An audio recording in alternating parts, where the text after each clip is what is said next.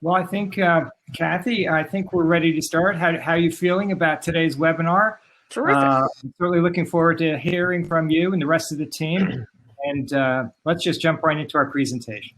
Okay, terrific. So before we get started, we've allowed 45 minutes for the session and absolutely encourage and want questions from you.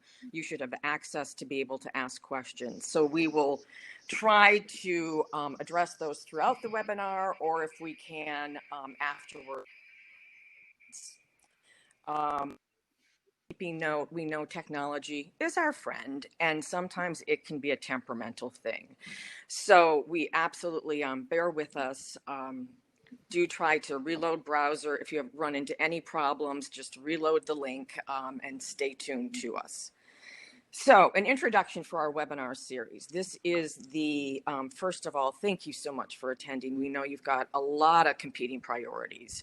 And we appreciate it. It goes without saying today, we think we've got some important topics, but we absolutely recognize, appreciate, thank our first frontline workers, our first responders, our friends and family that are working in retail right now to keep our shelves stocked and be able to keep the deliveries flowing.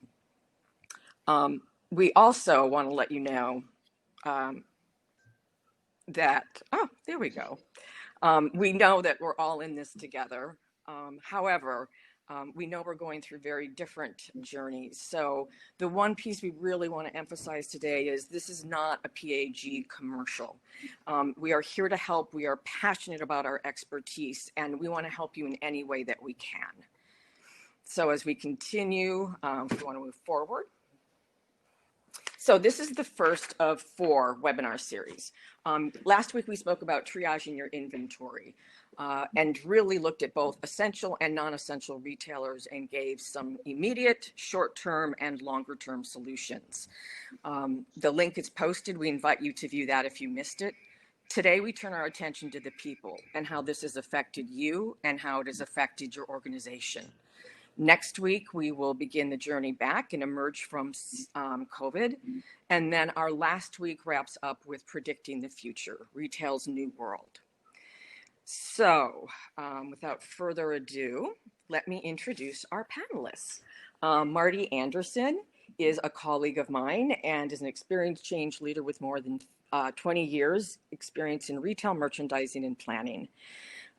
He's led complex programs that impact both strategy and operations. The past 10 years, he's really been focused on leading transformational programs for companies with an emphasis on process, change management, and resilience. Deanna Emsley is also a colleague of mine and has spent her entire career in retail with a focus on inventory management, processes, and teams. During the past 10 years, she's concentrated on helping retailers in distress find a path back to success. And of course, that always includes bringing the people along for the journey. Lastly, we have a guest today, Joe Skorupa. We are delighted to have you. He may not need an introduction. He's a well-known industry influencer. He recently left RIS after 20 years and knows all things retail and CPG. So welcome, Joe. We're delighted. My name is Kathi Toll. I've been with the Parker Avery Group for 8 years and oversee the organizational change management offering. So we'll level set, talk a little bit about, today we're focusing on mobilizing and sustaining a resilient organization. So there's a lot we don't know right now, and there's some things that we do know. So the future, what we don't know. We don't know when day one will be for most of us. Some areas are already lifting shelter in place. We don't know what it's going to look like, and we absolutely do not know how our workplaces will have changed. But we do know a couple of things. We are going to return to work. We are going to come out from behind our computers. I personally am visiting friends and family and am going to leave my home. We also know we have weathered an epic storm and it's not over. We are in it. And we know going through something like this, it's not a straight path back. This will not be a nice, neat arc that we just simply wave a wand and several weeks later it's better. This will be 2 steps forward and 2 steps back. It's a roller coaster. for the lack of better description. Joe, I know you've written recently about this. We would love your thoughts on this curvy path back. Yes, it is going to be a curvy path. And thank you, Kathi, for having me join your expert panelists today. Glad to be with the Parker Avery team for our second webinar that features practical real-world tips to reconstruct retail in the coronavirus world. You know, the shock of the economy shutting down has given way to thoughts about resilience and survival. Our first thoughts were about the health and safety of our customers, our employees, first responders, of course, and those population segments most at risk. You know, but now we're thinking about what happens on day one when we go back to work. And probably sometime in the next few weeks, that day one will happen. So when we do go back, what are the protocols that we're going to need to have in place? What happens on day one when we need to make, changes to our retail business model? What happens on day one when we have to look forward to having plans fall season and for the holiday season? And all of these and many other questions, what playbook do we use to reconstruct our business on day one when the stay-at-home orders are lifted? So, Kathi, that's the challenge we have to address today. It's the core question on every retailer's mind as they struggle to regain their footing, not just from a business perspective, but also from a personal struggle perspective. Absolutely. And, you know, last week, let me just ask you one more question. Last week, we addressed the question about what do we do about inventory distortion, about how products pile up that are out of sync with the season. And we had a lively interview that included a great deal of interactivity from the retailers in attendance. There were many questions submitted and great conversations that we had among our panel to address those questions. So I'm going to encourage all of the attendees here today to use our webinar tools to ask those questions, provide us with feedback at any time, what your experience is teaching you. And we're going to tailor our comments to the topics that you want to hear most about. So please contribute, and the more contribute, the conversation will be. So Kathi, how can retailers manage all of this change in such a short period of time? And what recommendations do you have for them to create a playbook to be guided by? So we really wanted to offer practical solutions, especially when you talk about organizational change in people. It can be a little squishy. So we decided to break it into three components. The first is reflecting on what happened. Then we move to rebuilding. And Marty will talk a little bit more about resilience. And then Deanna will talk about repurposing. What did we learn? So we'll start with reflecting. And when we talk about a playbook, the one thing I will tell you that should be in your playbook, and you might just need one page, and you'll hear this theme over and over, is communicate, communicate, communicate. As we reflect, trauma has happened. This has not been a little frustration we've been through, or gosh, I missed my bus. Trauma lingers for weeks and months after this occurs. And unfortunately, typical models view a transition through the lens of the collective and not the individual. And there has never been more of an individual journey that's taken place in the collective. So that disruption is really unsettling. As people start to come back, we may feel anxious. Some of us will be excited. You might see some anger in people that were furloughed. You'll see a lack of confidence, and they're going to be a little bit destabilized. So as a leader, you might be thinking, what can I do? What are some of the first things I need to be thinking about? The first thing you have to do, and even if this is not an innate trait of yours, address the elephant in the room. You need to acknowledge the experience your people have had, you've had, and you have to admit you don't have all the answers. If you come back into the workplace, to the stores, and say, hey, nice to see you, and go about your business, that will be the most disruptive thing you can ever do to your people. If you don't know what to say, tell them, I don't know. I don't know what to say. What can I do to help you? Also, we just touched on it. Meet each individual where they are. you're going to have some folks that require a lot of attention. And they are going to be really excited to be back. You will have some folks we mentioned that perhaps were furloughed and might have a little angst or resentment. And you're going to have some that are like, just leave me alone and let me do my job. I actually liked the work from home situation. Now more than ever, with high performance teams, we always talk about psychological safety. So again, if you have people that are a little destabilized and they're coming back and their confidence has been knocked, continue the dialogue, ask for their opinion, let them voice their concerns. Physical safety has never been of the utmost importance. And this is where let people know what you're doing. It's extraordinary the measures retailers are going through even right now when they close the store and the deep cleanings that happen every night. They're changing out HVAC filters, where you have hand sanitizers as people are coming in, cleaning open areas more often. Tell them exactly what you're doing to keep them safe. You might even set up 6-foot boundaries so that people feel comfortable if they want to maintain a social distancing. Develop rules of the road. Work with your team. I might need something very, very different than Marty needs, and I have to respect that, and he needs to respect mine. Also understand too, when we are under extreme duress, which we have been under, our cognitive functions explode.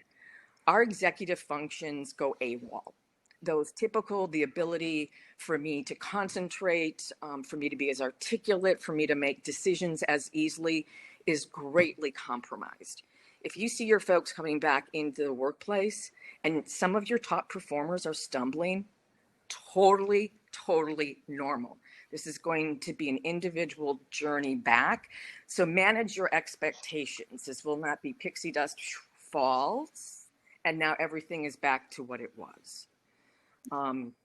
We recently did a survey, which was fascinating. I don't know if this will come as a huge surprise, but we asked what were some of the characteristics and behaviors needed in the new world. Number one, hands down, was adaptability. The ability for you to adapt and to be flexible was of the utmost importance. We know as organizations, we need to be adaptable, we need to be resilient, but you cannot have a resilient organization if you do not have individuals that have resilience. And I don't want you to think about resilience as this talent bestowed on a few people. I want you to think about it as a skill. It's like anything else, you can learn it. And as a matter of fact, adversity makes us much better at it. And Marty is going to talk a little bit more about resilience and some of its characteristics. Okay, so one of the things that I want to talk about, Kathy's been talking about how people are feeling. They may have some apathy, they may feel disoriented. That's not because of a lack of commitment or focus to their job. There's a real reason behind that. So I want to spend a moment making sure everyone understands why people feel the way they do. When we go through large change or adversity, we use a lot of energy. Energy is that currency of change. That's what it takes. It actually takes work to adapt. It takes work to move through that. And the more personal a change is, the more energy it uses. There are three major types. There's societal change. It's usually a little bit lower energy because it's typically diffused across a larger number of people. Then there's organizational change that might happen to you organizationally, and it's a little bit closer to home. It may affect people that you work with or colleagues. And then there's that personal change that really impacts you directly, and it takes a lot more energy. So these things stack on top of each other. And while you have a lot of different types of energy, you have physical energy, mental energy, emotional energy, they overlap, and you ultimately only have a single reservoir of total energy. It's why when you go to a funeral or you have a large emotional experience, you feel physically exhausted afterwards and you may need to take a nap. It's because it all draws from that same reservoir pool. So as these things pile up, you utilize your energy and you kind of shut down a little bit. What's really unique about the COVID-19 pandemic is that it's hitting all of these simultaneously. Typically, if the economy or we have some foreign relation things going on overseas, we understand it. It has some impact to us, but it's kind of diffused. Or, there's new processes at work that get rolled out, or, there might be a reorg and maybe some layoffs, and some of it's personal, maybe not all of it. But it doesn't impact us as directly. But right now, We have world changes, the pandemic that's socially changing how we live our lives, what we can and can't do. Our organizations have changed dramatically. Some have actually closed. There have been millions of people furloughed or laid off or completely lost their jobs. And then of course that creates these personal impacts, which could either be economical, where they're trying to decide how they're going to pay their bills and stay afloat. Do they have health care? And then to that point, even really direct, is they could be experiencing major illness or even death within their family. And so this is really a unique moment where one catalyst is driving through all three of these categories at once and really intensifying the amount of energy it's creating a need for to adapt to this change. You know, Marty, I love the concept of energy. Let me interject with a quick question here. You know, one of the things I noticed during this difficult, and it's certainly a challenging stay-at-home period here, is that there have been many positive stories of altruism and, you know, people working together for the greater good and supporting first responders, for example, which we've touched upon here, and even calling grocery and other retail workers heroes. And another positive might be that families are learning to appreciate the time they have together and the new ways that they're learning to fill it. So, Marty, I wonder if this kind of positive effect also plays into this energy as currency concept. Yeah, it does. It's actually a really good question. And energy is not good or bad. It's not positive or negative. It's just energy. And even positive changes that you're really excited about can create a drain on your energy. If you're moving into a new house that you really like, it takes a lot of energy to relocate and move all of your things and get used to your new way you're going to drive to work. Relationships I have on the slide, a brand new relationship's exciting, but it's exhausting. And so, you know, starting up new relationships can be exhausting. Like what you use as an example, spending more time at home with your families. That can be exhausting, but, you know, also right now, it takes a lot to adapt. You're adapting to different cycles within the household, how people live and work together because you're always there. Parents are now the homeschoolers and the teachers of their children even, and that takes another amount of energy. So you're having to adapt to a new schedule. And while you may be enjoying it thoroughly, it still uses energy to adapt to those changes and get used to it. So it's really not about the negative or positive. It's just that you have one reservoir and all of these things kind of eat away at it until you're kind of depleted. So it's about, we want to talk about some characteristics you can utilize and hone to be aware of what draws your energy away and then what maybe gives you energy back that you can kind of refocus your efforts on. Continuing on that theme of energy, Marty, one of our retailers asked a question that kind of relates to the psychology of working in the working environment and actually leaving the home environment to come back to work. And the way they're putting it is that, you know, the topic of safety is going to be a really big thing, you know, going forward and surely on day one when we go back to work. And what we're seeing is that employers are securing virus tests. They're checking temperatures of employees. They're trying to ensure that people are okay to come back to work. And how does that impact energy? And this questioner actually wonders what the psychological stress of all these safety checks might be. Mm-hmm. Yeah, I think, you know, that one can be a double-edged sword in a sense. You know, it kind of goes back to what Kathi was talking about of in order for them to feel confident and secure, you know, there's a mental security and a physical security that they want to feel like. Having that requirement, and I actually watched another webinar yesterday where they were talking about this requirement of testing to come back to work. And so people kind of have to go through a clearing process to get back in.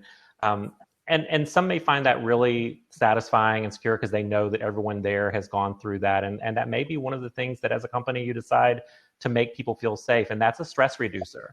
But it also takes energy to do that and right. to do it. So it's not that it won't draw energy. I think the organization has to shift its focus. And so it takes focus away from other things to do that. But it's not necessarily a bad idea. And if that's what you need to do to make people feel safe and reduce stress, then go for it.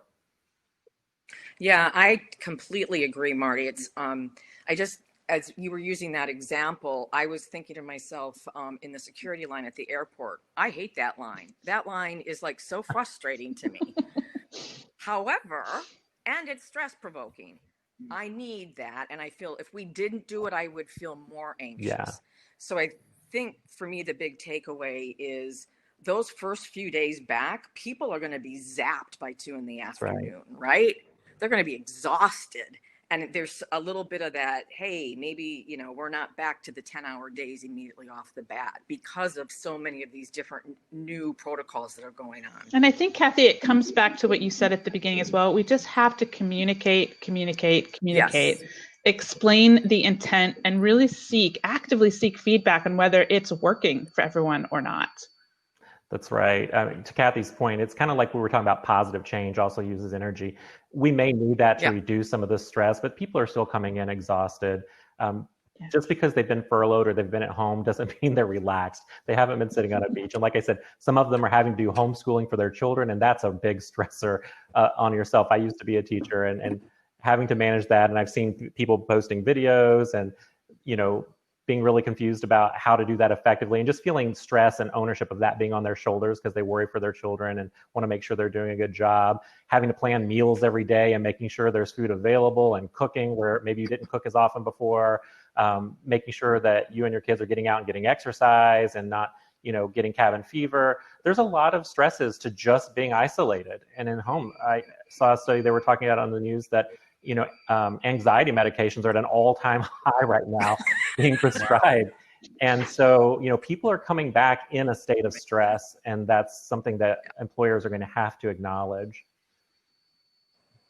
We're not going to be back at full productivity. And so that's one of the things we want to talk about now is like, how do we get that productivity back? It's going to happen over time. It's not something that's going to be immediately, like Kathi just mentioned. Don't expect that day one. You're not going to be at full steam day one. It's going to take some getting used to. So basically what I want to talk about now is how we build resilience, personal resilience and organizational resilience. And there are 5 major categories that I really want to talk about. And the first one is really important about focus. This is about having a sense of purpose, this prioritization or even a triage of what we need to do first, second, and third. We talked about in our last webinar about triaging your inventory needs. That goes for everything. As you're bringing people back into the office, they need to know what needs to be done. Kathi said initially, just sending them email and saying, hey, start on this day and expecting buyers to go back to buying and planning to go back to buying and they know their jobs and they're going to go do it. That's not going to be enough. It's not going to be okay. Some things have been falling through the cracks. A lot of triaged people have been out of the loop. There's been a skeleton crew trying to keep the boat floating, and who knows what has gone untended or not. I would advise, maybe think about bringing your leadership back a few days early or even a week earlier than everyone else and sit down and talk through what these prioritized lists need to be. And they could be different by area. What's a priority for buying versus planning versus marketing? They could be different as far as what's looking to be done. Maybe it's you need to look at your orders. There may be orders that need to be placed, pushed out, canceled. Maybe it's taking a inventory of where your assortment currently sits right now. We've been seeing a lot of companies shifting to buy online, pick up at curb, buy online, ship from store, and they've been utilizing their available inventory at all these retail locations as basically their supply chain. So what was there when you left may not be the same when you get back. So there's a lot of prioritization that needs to happen to really give people direction and make them feel like they know exactly what they need to do. And this focus, it really goes back to that discipline in a sense, that we saw on the survey that came out. Next is this flexibility. And, this flexibility I'm going to equate, where you saw creativity on the survey where people were talking about creativity, this is going to play into that creativity piece. And flexibility really has 2 implications, really. There's 2 kinds of flexibility. There's flexible thought, which is that creativity, and that's your personal thoughts and being able to generate a lot of different ideas and brainstorm and come up with solutions. And then there's this sense of social flexibility, and that's your comfort in working in groups and cross-functionally, your openness to other people's ideas and working in groups. This is going to be critical in building and revitalization of the retail industry. Good leaders are good listeners, and my recommendation is identify your thought leaders, make sure that you pull them in, establish 1 or more task force teams to help you gather information, brainstorm and generate solution ideas that you're going to need.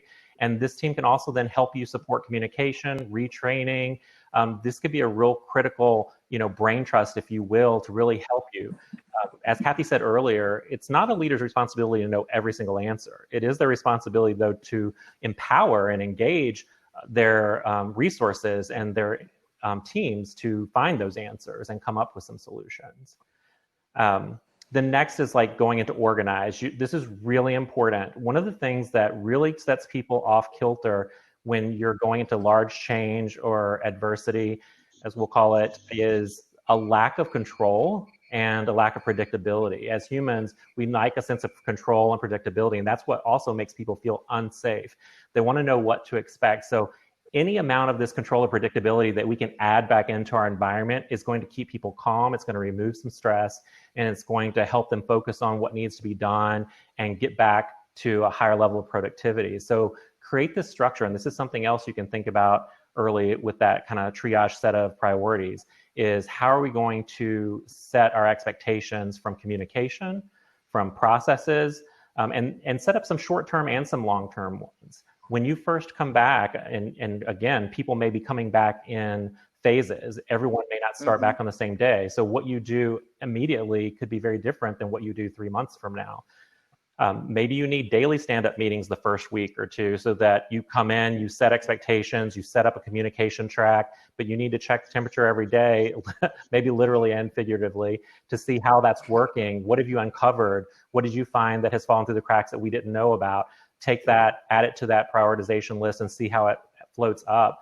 These task force briefings, if that's what you call your teams, maybe there are briefings that you need those daily or weekly. And then maybe after that first week or so, maybe those go to 3 times a week and then once a week. But really communicating quickly and continuously to adapt and adjust as you go is going to be important. It could be as simple as, we talked about addressing and taking an inventory of your assortment. Maybe an assortment update log, having some central logs where people are all posting and they have a place and an understanding of what I need to do today and how I need to do it for right now. Because some of these new processes may stick and some may continue to be adapted over time. But the more you can communicate and stay organized and structured, the safer and calmer people will feel. The next one would be proactive. And this kind of goes heavily into that adaptability that was the 94% on the survey. This is really about the comfort with experimentation in your organization, and you really need to focus on this. Do not think you're going to wait until everything calms down and then just wait for everything to return. It's not going to work. You need to engage your teams early and often, put new ideas in motion. Don't worry if they're perfect, because they're not going to be. You're working on a shoestring staff right now. It's going to grow over time. You're going to have to do things a little differently as you go along. So, experiment, revise, adapt, move forward, and utilize those teams to drive solutions and ideas and act on them. Don't sit, act. And then positivity, and this kind of goes to that optimism that we also saw on the survey. And this too has 2 implications. There's this positive worldview and the positive self. And start with positive self, because that's really the confidence, the self-confidence, and that's someone's innate understanding that they know that they can overcome, they know that they can be successful one way or another, they'll figure it out, and they have confidence. And as Kathi said initially, people's self-confidence is a little bruised right now, and that could be for a lot of reasons. It could be because they got furloughed, and depending on how the company communicated that when it happened, there could be a loss of trust. Am I going to be able to trust that my employer is going to be there for me if another crisis happens in the future? How do I see the protection here? How was it handled? Was it handled equally and evenly up the ladder? So addressing that and making them feel valued as an employee and associate, again, is going to be important. And all these other things kind of feed on each other. So engaging them, putting them and gathering their ideas and making them feel a sense of ownership and responsibility is going to help them build their self-confidence back and feel better about the process if they have ownership in it. The other part of this is that positive worldview. And this is really about being able to find that silver lining, if you will, or takeaways from what's happened. Not everything, as you pointed out, Joe, earlier, has been horrible. There have been some really great things that we've discovered. It may be having less meetings was okay. Every client, 100%, I would go out on a limb, that we've worked with have, when we interview their people, say there are way too many meetings and not enough work time. And now we've been put into a situation where we just haven't been able to have the amount of meetings that you maybe had in the past. And how did that work? Was it okay? working from home has always been looked with a real critical eye, and some people trust it and some people don't. We've now been forced into a situation where we've had to work from home more. How did it work? What were the learnings from that? Is there something positive we can take forward with that? But hold these lessons learned sessions with your teams and work through that and make sure that you're adapting and finding the positive things that you can take out of this to move forward. That positivity and looking at it differently is really going to help give people that energy back. All of these things, if done correctly, will help resupply some of that energy, making them feel safe, engaged, active. Anytime you can be action-oriented is going to put people on the offensive, not on the offensive, but making them feel empowered is the word I'm looking for. And that's going to give them energy back to get back to normal. Marty, there's a lot to think about on this slide here. One of the things I like about this slide is that it offers some real practical suggestions for, getting back to work on day one. And it implies that there's a pre-day one planning urgency for the leadership to do at this particular moment. And as you indicated, maybe calling them back. And Kathi, maybe you want to comment on that, because I think a lot of our attendees today, and the questions are starting to come in, are thinking about that day one, and maybe the pre-day one planning part is a really important part of what they're trying to do right now. Absolutely. I would, if we go back to one of the opening comments, which is communicate, communicate, communicate, whether it's virtually, get your executive team together, get your leadership teams together, and think about the different communication vehicles you have available and how you can start putting together a plan of, and it might be as tactical as what is my first month? What does the first week of my month look like? And then what does week 2 and what does week 3 look like? As a consultant, I think about it as a project plan, and we get very tactical into what needs to be going on each day. I think that will be very important, but there's got to be some pre-planning. I know from just a safety standpoint, a lot of that is already happening with building maintenance and things. Let's pick up on another question. This one is a really tough one, but I think we're here to answer the tough questions, and so I'm not sure who's the right person to tackle this one, but we don't really know the shape of what the pandemic is going to be having, and they talk about a curve, they're flattening the curve. And we have an attendee that says, I wonder if there could even be a second wave. And if as we have change management protocols in mind here and developing a playbook, I wonder if we should plan what happens for the next wave. And, maybe that raises the question, or the next pandemic. I hope we don't get used to this type of thing recurring in cycles. But you know what? Crisis management plans may have to include pandemic response. Right. And if they hadn't before, they absolutely need to now. Is what the way people have grouped together in organizations to really been able to come up with their crisis communication, how they're managing internal and external stakeholders. You better write those lessons down, because if we would need to pivot quickly, you're going to have some protocols in place to say, okay, everyone, we're going to go back home for a few weeks. Yeah. Yeah, Kathi, one of the things that really resonated with me, you mentioned a moment ago that one of the keys to success will be sort of behaving like project planners, project managers, as it were. Mm-hmm.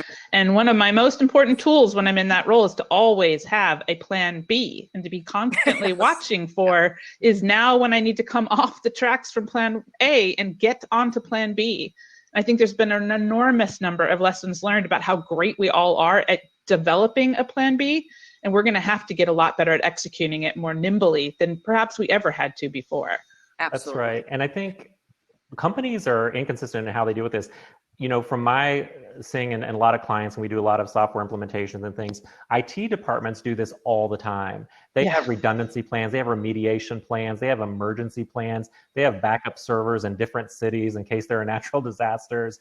IT does this all day long. What we don't do is a good job of this in business process and in the business directly. But as Kathi just said, we now have it. We've learned a lot. put that pandemic binder on the shelf in HR. We know how we communicated, and there were a lot of people that had little to no notice about how this was going to work.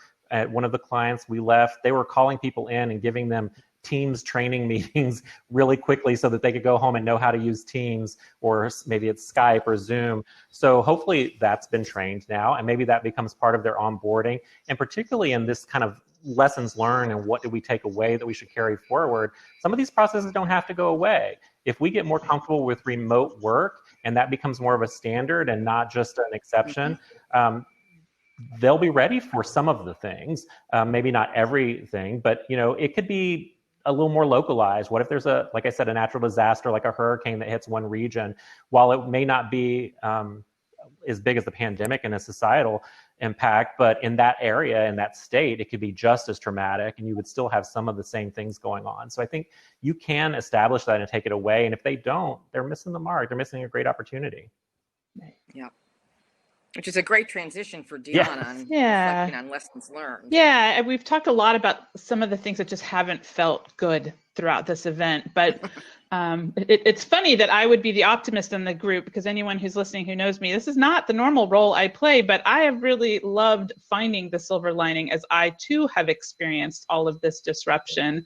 And I think one of the critical next steps we have to challenge ourselves to take is to take a really close look at what we did differently that worked, surprisingly in many cases, and really find a way to weave that into the texture of who we are personally and professionally as we move forward. So I just want to talk quickly about a few examples of what that might look like for people.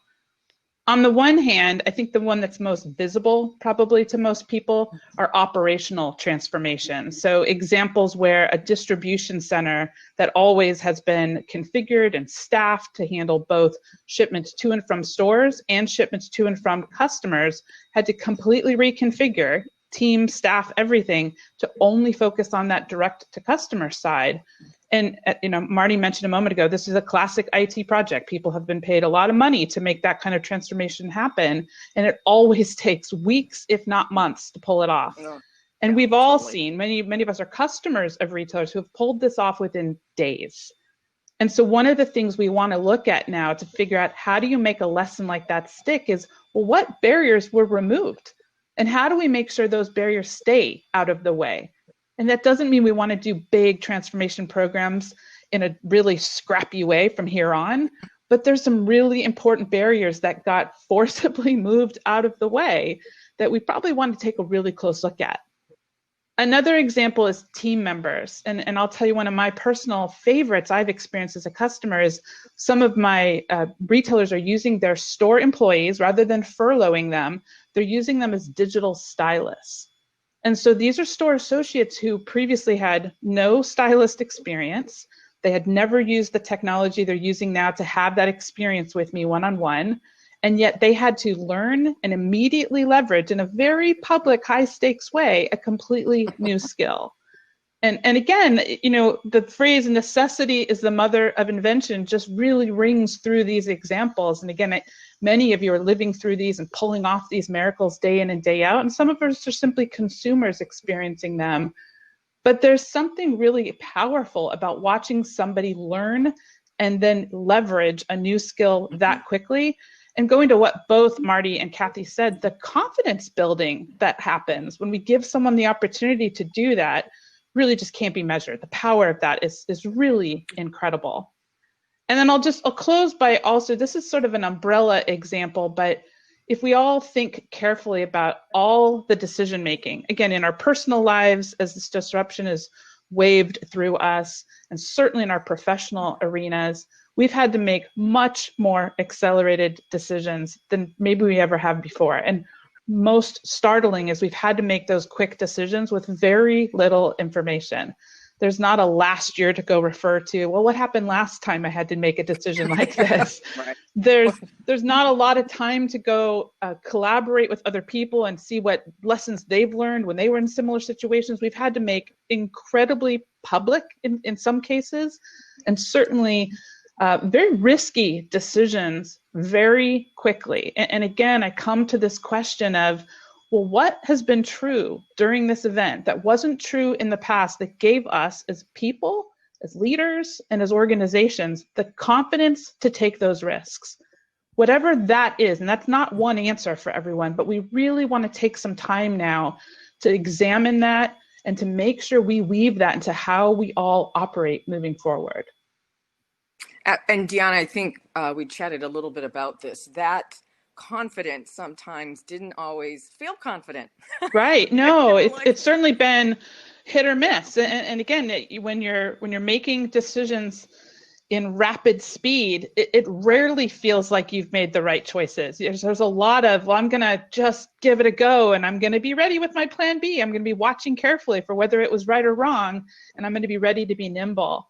And I think everyone's had to throw all of those skills together in this really interesting blender of our personal and professional lives all cohabitating. And I think this is a really important lesson learned. We all need to figure out how to embed in how we look forward. And it doesn't have to be pretty. No, it likely isn't now or in the future. Thinking about that, I hope that some of the lessons learned are not, boy, we really rushed that one in and that was a mixed bag and it didn't go as planned. Right. I think the lesson to be learned is that you do have to take acceptable risk, and then you tweak it or finish it or fine tune, right, as needed, and make it work eventually. So, right. So I think that taking a risk might be a good thing if they're well reasoned risks that have a strong upside. Right. Yeah, I mean, I think that's a good point, Joe. I mean, think about the people that took the early risks on omni-channel productivity, the BOPUS, buy online, pick up at store, buy online, ship from store. Those people that were much further along that line of capability are weathering the storm a lot better than those who sat back and watched. They were more comfortable with that experimentation. They went out there early. They had those ideas and weren't afraid to try them and then correct them. And they've gone through multiple iterations now. And there are some other companies who are wishing they had been a little faster off that mark. Right. Absolutely. Okay, let's jump into our final portion here, do a little bit of a summary, a little bit of a conclusion, and be sure to leave our guests today with some clear takeaways and tips that they can use on day one or pre-planning for day one. But also looking ahead to how their business is going to take shape for the rest of the year. So, Kathi, why don't you give us a couple of tips to go to the panelists? So I'll go back to my reflection theme. For me personally, and as a change practitioner, I have been delighted to see people that weren't typically as tuned in to change management kind of have those moments of like, oh my goodness, this is what it feels like. This is what it looks like. And it's not always comfortable. And the one thing for me that is so critical as a leader and a manager, oftentimes about changes or transitions that are coming, but your folks don't. Hang on to how unsettling that feeling is, because it helps you understand that as your people are going through a system implementation, a process redesign, it can feel very, very distressing to them. And that whole kind of digging into that softer side or people part of it, I've been thrilled to actually even have, people are asking me questions that would never have asked me that question before. I'm like, wow, okay, great. Let's talk transformation. Good point. And Marty, what are your recommendations? Again, it's those 5 characteristics. Engage your team early and often. To establish those priorities, you've got to get a lot of ideas. Don't be afraid of that cross-functional pollination. Right now, you're going to need more ideas than you've ever needed before, and creating that positive feedback loop, making sure that you collect the things that worked and don't be afraid and don't be too down on yourself for things that didn't. Adapt and move on and stay nimble. And Deanna?